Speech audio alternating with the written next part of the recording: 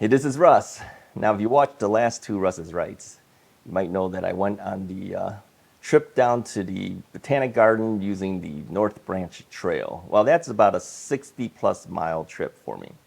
And did I make it? No, didn't make it. I made it to the North Branch Trail, but I didn't have enough battery to get myself to the Botanic Garden and then all the way back home. So, yeah, we turned around. But I had 3 batteries. I had 3 20 amp hour batteries. Now you may say, well, why couldn't you make it all the way with that much batteries? Well, that's because I throttled the entire time, and most of it was between 20 to 28 miles per hour. So yeah, that's going to eat your battery like crazy. So I figured, with 3 of them, I should make it there and make it back. It was kind of a test as well. Nah, I don't think I would have made it back. And the reason I say I don't think I would have made it back is I never made it back. Let me tell you a story, okay? Well, first off, I learned a lot of lessons on this trip, okay? I'll tell you that in a second. But let me tell you what happened to me, all right? So I'm heading back, and I used my memory to try to remember, which streets I needed to take, and I had the GPS on later, but yeah, I ended up on some streets that I said, well, I don't recognize this. I better turn the GPS on, okay? And so the GPS, of course, on the Apple Maps told me to take certain roads, and I ended up on Golf Road, all right? Now, you local guys will know that Golf Road is 45 miles an hour. It's not a road that I think you should probably take a bike on, but that's where I ended up, all right? So Golf Road was actually under construction in the area that I was at, and so everything narrowed down to 1 lane.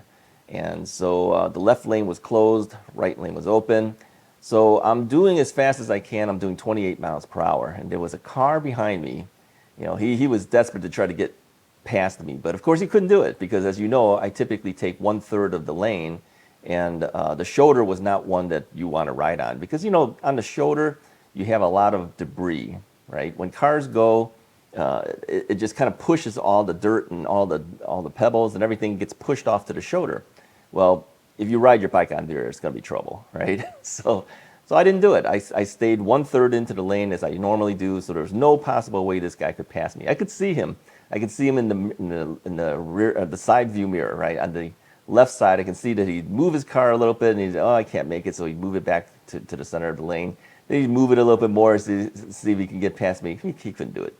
So he was stuck behind me for probably a good 2 minutes. Eventually, the left lane opened up again. Then, of course, all the cars could pass me. But I was doing 28 miles per hour in a construction zone. Come on, that's actually pretty good for even for a car. They shouldn't really be doing 45 miles an hour in a construction area. But you know how cars are. They try to do it anyway, right? Anyway, that was not the problem, all right? That's just one part of the problem. So I ended up going off of Golf Road. I cut through Oakton Community College, and we saw that on one of the videos that we passed it, so that I can get over to Central. Yeah, Central. I was able to take that all the way down, and I got as far as the Prospect Heights area. Yeah, I was actually very close to the Prospect Heights High School. So I was stopped at a stop sign, and just as I about ready to turn and go, I heard flop, flop, flop, flop, flop. Kind of felt kind of funny too, and I was like, oh, did my batteries drop? So I just turned my head around, I'm looking at the batteries, and yeah, look perfectly fine. I said, oh, don't know what that is. So I throttled up again, flop, flop, flop, flop, flop. Well, you know what that means, right? Yeah, I got a flat. Yeah, I got a flat on the rear tire. That's the worst kind of flat to get. It's not even in the front. If it was in the front, yeah, you could probably just change it. But again, remember, I have no tools with me. I didn't have any tools with me. I didn't have an air compressor. I didn't have anything with me because the rear rack took up the space of where I normally keep all my tools in my tool bag. And I don't have a front basket. Yeah. So I kind of learned you kind of need the front basket. I think I'm going to need to ask for a front basket for the deer. Yeah. Many of my other bikes have front baskets, but this one doesn't. So taught me a lesson. Bring your tools, okay? So now I'm stuck, okay? And I was able to cross over the street, and I was on the sidewalk and just kind of looking at my bike and thinking, what am I going to do at this point? And beside that, my cell phone was down to about 11% power because it wasn't charging for some reason. I had it plugged into the bike's USB port to keep it charging while I was using the GPS, but I was down to like 11% power. So not much cell phone power. It was down to the battery saving option. And on top of that, a flat tire with no tools on a heavy bike in the rear tire, even worse. So every possible thing bad had happened. However, luckily, there was a gentleman and his wife who was in the car. They drove up on the street, and he asked me if I needed help, and I said no, I'll figure this out. But he was insistent. He says I have an air pump at my home. I can get it for you. I said no, I'll figure it out. I kind of figured that, you know, if this thing has a flat, even if you pumped it up, I have nothing to patch the flat, so it wouldn't help me any, right? So I'm trying to figure out what to do, and here comes this gentleman, comes back with the air pump. Apparently he lives in that general area. Okay, thank you to him for being such a good Samaritan. So he came by, and he undid the cap of my valve on my tire, and he starts pumping it up with the air pump. And then I think maybe this other gentleman was maybe a neighbor or something, Asian guy. He came by, and then he started to pump.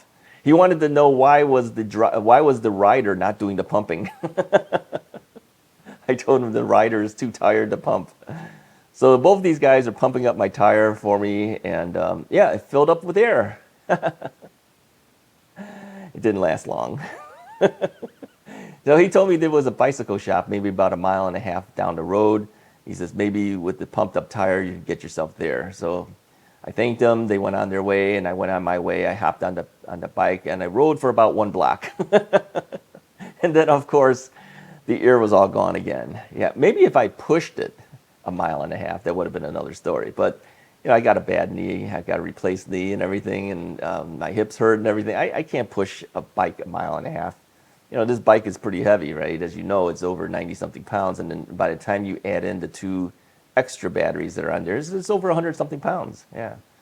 So yeah, the tire was flat. I had no tools, so I called my buddy Donut Jim. Now we call him Donut Jim because he's the donut vendor at one of the farmers markets that I met a couple years ago. And he told me, he says, if you ever get in a jam where you can't get your bike out somewhere, I can come pick you up, okay? So I figured he would be the best guy to call. So I called Donut Jim, and sure enough, he was on a bike ride. He couldn't help me. He said he was like 14 miles away from his truck with a buddy of his on a bike ride. So he couldn't help out, and I said, don't worry about it, I'll figure it out. So anyway, the only thing left to do would be what? Call my wife, okay? Now, keep in mind, too, that the bike rack that we have is not permanently attached to her SUV. We take it off all the time. We only put it on when we're going someplace. So I know that even calling her, she's not strong enough to go home, pick up the rack, stick it onto the hitch, and get to pick me up. So I called her anyway, and I just said, look, maybe if I take the front tire off the Deer, we can put the rear seats of the SUV down, and I can maybe slide it in there somehow, and maybe it'll fit. So we learned that day that the Deer, if you take the front wheel off, and thank goodness for the quick release of a front wheel, we were able to load the Deer. It's heavy. Okay, my wife was struggling to get that bike lifted up while I was pulling it through. So we know now that the Deer will fit inside our SUV with the front tire off, but it's a struggle to do it. Now, luckily, it was during the time of lunch hour. So she left work for her typical lunch hour and drove over, picked me up. We loaded it in the vehicle. I started to drive back. She ate her lunch. She typically eats a salad. And then as soon as we got the bike back home and took it out, she jumped back into the vehicle and drove back to work. So she didn't even miss a beat. She made it back. But it was just lucky that I was close enough to be able to, so that she wasn't so far away that she could come pick me up, get me back home, and get back to work in time. All right. So yeah, it was kind of a struggle. So a couple things I learned. First off, there are good people in the world who are out there to help you. Yeah, thank you so much to the Good Samaritan who stopped to help me, and also to his neighbor who helped pump up the tire. Okay, we didn't quite make it, but it was a good effort. And Thank you to my wife for coming by to picking me up. I learned a couple things here. First off, we know now that the bike will fit inside there in an emergency. Okay, so any bike I take, the Deere is pretty large, so almost any bike I take will probably be able to fit. Probably the only one that won't be good would be the Electric Bike Company bike. That one's pretty huge. But, but as far as any other bike that I take, she's always there to be able to pick me up if necessary. But the thing is, of course, then if she's working while I'm riding, she would have to take off of work. Luckily, she didn't have to at that time. It worked out perfectly.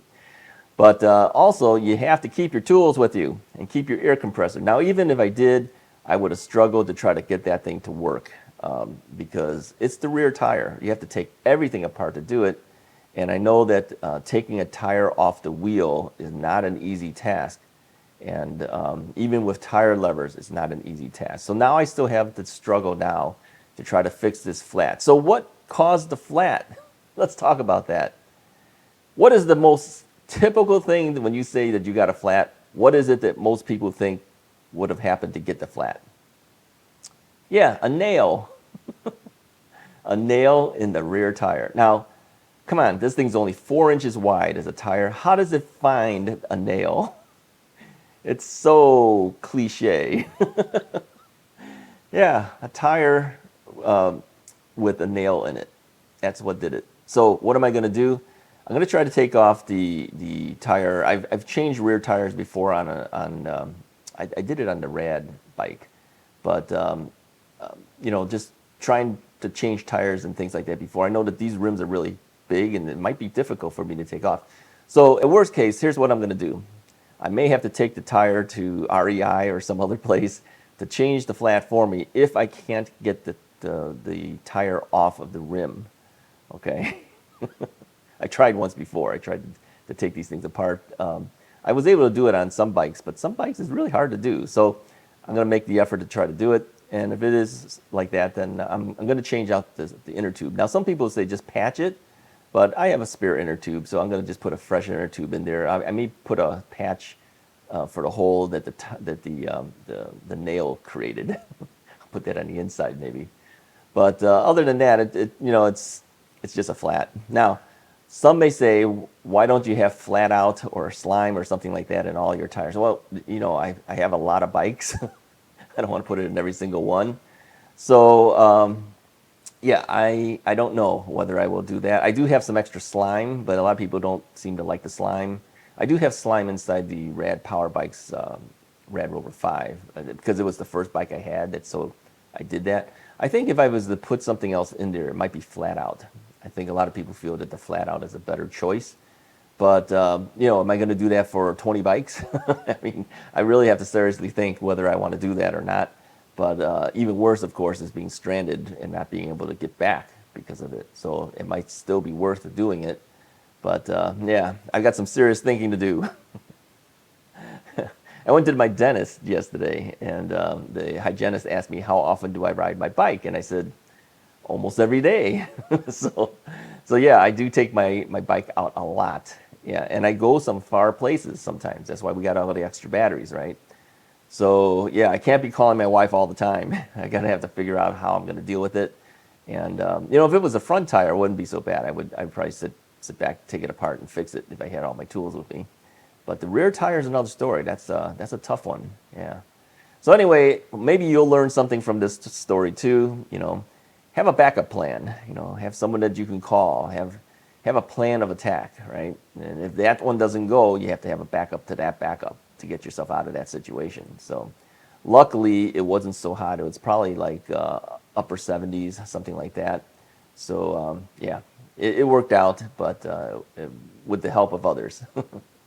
All right, that's about all I wanted to say for this particular video, but I appreciate you guys very much for trying to help me. And thanks to Donut Jim, too. I know he would have come to help me out had he not been on a ride himself. So, all right, anyways, if you like this video, go ahead and hit the like button. Hit the subscribe button if you haven't already done so. I'll talk to you guys next time.